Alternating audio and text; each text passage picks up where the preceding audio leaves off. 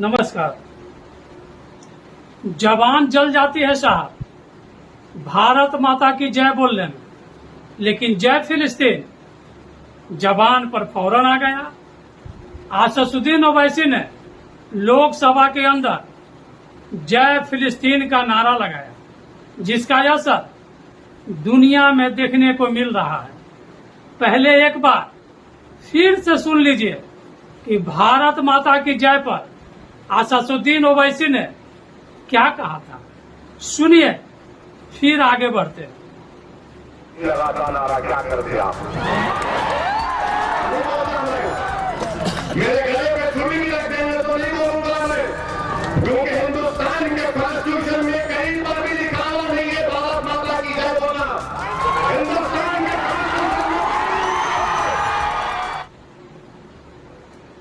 जय फिलिस्तीन तो इसके जवान पर फौरन आ गया।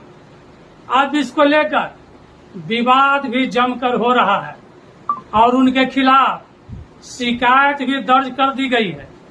उनकी सांसद सदस्यता समाप्त करने की शिकायत राष्ट्रपति द्रौपदी मुर्मू से कर दी गई है। देखना यह है कि राष्ट्रपति क्या फैसला लेती है। ओवैसी की सांसदी ही नहीं जानी चाहिए, बल्कि हैदराबाद की लोकसभा सीट को ST/SC घोषित कर देना चाहिए, ताकि ऐसे लोग पार्लियामेंट में दोबारा ना पहुंच सके जिनकी आस्था किसी और देश के लिए हो। आपको बता दें कि असदुद्दीन ओवैसी की पार्टी एक ऐसी पार्टी है जो 60 वर्षों से एक ही सांसद चुन रही है और सिर्फ इन्हीं साहब को चुन रही है।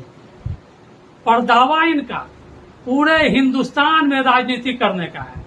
दरअसल कुछ खास तरह की मेन स्ट्रीम मीडिया ने इस एकमात्र सांसद वाली पार्टी को हाइप दे रखा है, वरना भारत में बहुत सारे राजनीतिक पार्टियां हैं जिनकी एक से ज्यादा सांसद हैं, पर मेन स्ट्रीम मीडिया में तरजीह सिर्फ एक सांसद वाली पार्टी को ही दिया जा रहा है।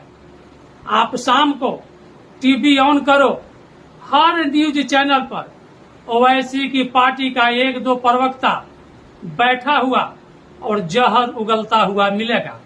सवाल है कि मात्र एक सांसद वाली पार्टी को मीडिया द्वारा इतना हाइप क्यों? बहरहाल इन सब के बीच इजराइल के पूर्व राजदूत ने एक ऐसा दावा कर दिया है जिसको लेकर भी बवाल मच गया है, और इस दावे को सुनकर ओवैसी साहब को फिलिस्तीन का टिकट तो अवश्य कटवा लेना चाहिए। भारत में इजराइल के पूर्व राजदूत डेनियल मार्कोन ने इजरायली मीडिया को एक इंटरव्यू में दावा किया कि हमास के साथ चल रहे युद्ध में भारत ने बड़ी मात्रा में हथियार और गोला बारूद देकर इजराइल की मदद की है। उन्होंने मीडिया से बात करते हुए आगे कहा कि भारतीयों ने हमें याद दिलाया है कि कारगिल युद्ध के दौरान इजराइल भारत के साथ खड़ा था। दरअसल इजराइल उन देशों में था जो उस दौरान भारत के साथ खुलकर सामने आ गया और भारत के लिए हथियार मुहैया कराया था। भारतीय इसे नहीं भूलते और संभवतः वो इसका एहसान भी चुका रहे हैं। डेनियल मार्कोन के इस दावे पर तारीफ भी हो रहा है और विवाद भी। अब इजराइल के इस राजनयिक के इस खुलासे पर जहां एक तरफ भारत और इजराइल की दोस्ती की तारीफ हो रही है, तो वहीं इसको लेकर विवाद भी शुरू हो गया है। आलोचकों का कहना है कि भारत युद्ध अपराध के दोषी इजराइल को हथियार कैसे सप्लाई कर सकता है। हालांकि इस तरह की आलोचना करने वाले ये क्यों नहीं बताते कि इजराइल हमास के युद्ध की नौबत ही क्यों आई। यदि हमास इजरायलियों पर हमले नहीं करता, उनके लोगों को बंधक नहीं बनाता, तो इजराइल हमास पर हमले ही क्यों करता? हालांकि इसके उलट इजराइल लाखों फिलिस्तीनियों को रोजगार दे रहा था, ऊपर से भारी भरकम तनख्वाह भी दे रहा था, जिसे हम अनाप शनाप सैलरी कहते हैं। ये फिलिस्तीनी इजराइल से रोजगार पा रहे थे, भारी भरकम तनख्वाह पा रहे थे, ऊपर से इजराइल के खिलाफ हमास के लिए जासूसी भी कर रहे थे।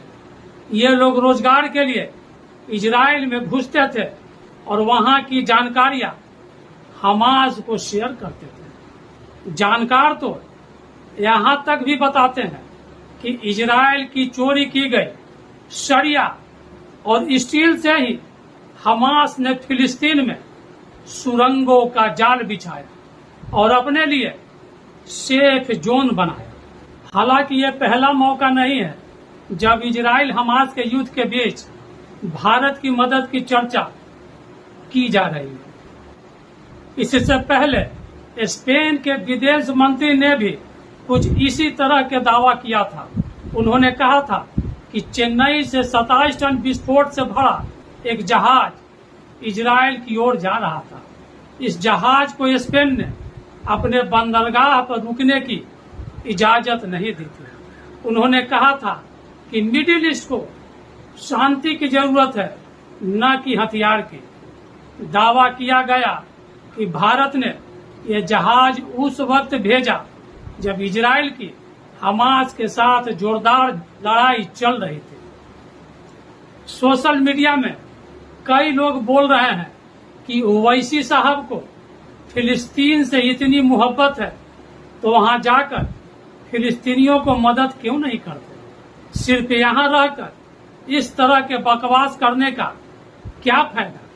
इस तरह के बयान ओवैसी द्वारा विशेष समुदाय को खुश करने के लिए ही दिया जाता है, वरना कोई बताए कि किसने कहा था ओवैसी को कि तुम भारत माता की जय बोलो।